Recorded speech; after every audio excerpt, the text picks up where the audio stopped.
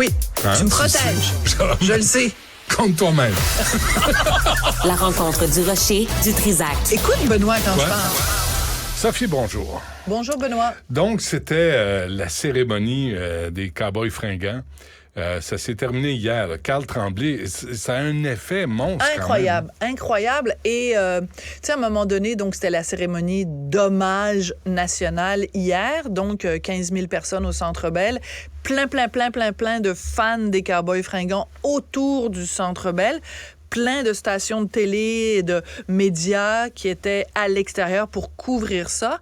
Et, écoute, c'était transmis sur la page Facebook des Cowboys. 1 million de vues jusqu'ici.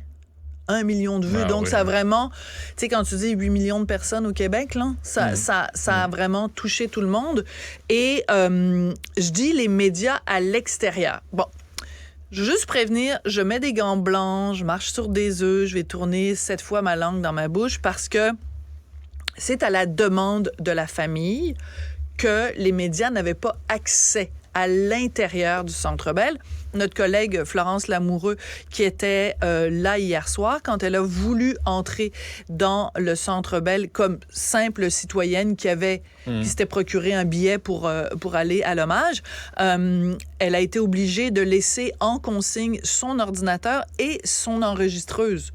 Donc, même un kidam qui serait arrivé là avec son ordinateur aurait pas pu rentrer là avec un ordinateur, mais spécifiquement son enregistreuse avec laquelle elle venait pourtant à l'extérieur du Centre Bell de faire des entrevues avec des fans, ben ça a été confisqué entre guillemets et on lui a dit va le porter dans un petit casier. Donc, il y a vraiment eu un contrôle des médias. Et je peux comprendre que la famille ait dit, regarde, on veut pas que ce soit un cirque, on veut que ce soit respectueux et que ce soit... Mais j'ai quand même un mini malaise parce que on peut pas nier que pendant les 25 dernières années, les médias ont quand même aussi contribué au succès des Cowboys fringants, ont aussi contribué au succès de Carl Tremblay. Et je pense que c'est faire une équation entre, forcément, s'il y a des médias, ça va être un cirque. Tu sais, les mots cirque et médiatique sont pas toujours obligés d'aller ensemble. Et je comprends que tu veux faire une cérémonie qui se fait dans le recueillement, qui se fait dans l'intimité. Encore une fois, je vais mettre vraiment des gants blancs puis je vais marcher sur des œufs, mais intimité et 15 000 personnes plus 1 million sur les médias sociaux, c'est peut-être des concepts qui s'entrechoquent. Mais je comprends la volonté de la famille d'avoir un certain sens de recueillement et de respect. Je pense, en tout respect, que les médias auraient pu être respectueux. C'est exactement ça que je veux dire. Ouais, il aurait pu avoir une équipe sur place pour retransmettre à tous les autres médias. Pas nécessairement avoir tous les médias, mais avoir un média qui feed, comme on dit, les autres médias. On a, au Québec, une station de télé qui est une station de télé publique qui s'appelle Télé-Québec, qui aurait pu faire bien les choses, qui aurait peut-être transmis les images. Ouais. Il y aurait peut-être eu des analyses des gens qui auraient pu... Tu sais, je pense que ça... Ce qui me... Puis je fais attention, tu le vois, que je fais attention à mes mots parce que... Avec raison. Mais je pense que je trouve ça dommage que dans l'esprit du public ou de l'esprit de, en tout cas, certainement de peut-être de la famille ou des proches, qu'on ait pensé que si les médias étaient là, ça allait devenir un cirque, puis que ça allait manquer de respect, puis que ça allait...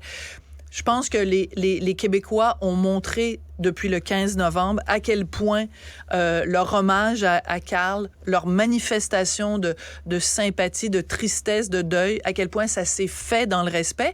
Et je pense que les médias aussi ont été beaucoup dans le respect. Regarde toutes les chroniques extrêmement touchante, bouleversante, tous les témoignages, toute la couverture médiatique depuis le 15 novembre jusqu'à hier soir a toujours été empreinte d'éminemment de respect. Je pense qu'il n'y a aucun journaliste qui a harcelé les proches en leur disant « on veut absolument que vous nous parliez de Carl ». Tu sais, je pense par exemple Dom Lebeau qui a été batteur des Cowboys pendant une dizaine d'années, qui n'est plus avec les Cowboys. Il avait été sollicité la semaine dernière. Il a dit, écoutez, non, attendez, on va attendre, pas la semaine dernière, mais au moment du décès de Carl Tremblay, il a dit, écoutez, pas tout de suite. attendez. Ben, les médias ont attendu. Il n'y a personne qui l'a harcelé. Il n'y a personne qui a couru après. C'est ça que je voulais dire aujourd'hui. Je pense que les journalistes auraient pu faire leur travail dans le plus grand respect. Et cela dit, c'était une très belle cérémonie. Je veux juste dire un petit détail. Encore une fois, je mets des gants blancs, je marche sur des œufs. Quand on a quelqu'un comme Jean-François Posé, qui est étreint par l'émotion, qui a la gorge nouée, quand il est sur scène au Centre Bell et qu'il nous dit à quel point il s'ennuie, il va s'ennuyer de son chum Carl quand il va avoir envie de se confier ou qu'il va avoir envie d'aller jouer au hockey, moi, j'aurais aimé un petit peu plus de recueillement de la part du public qui était là hier soir, que je pense que quand t'as un gars qui parle avec ses tripes, tu le laisses parler. Et je trouve ça m'a un petit peu chicoté pour dire bien les choses. Très bien. Sophie, merci. Merci, Benoît. Du Trisac.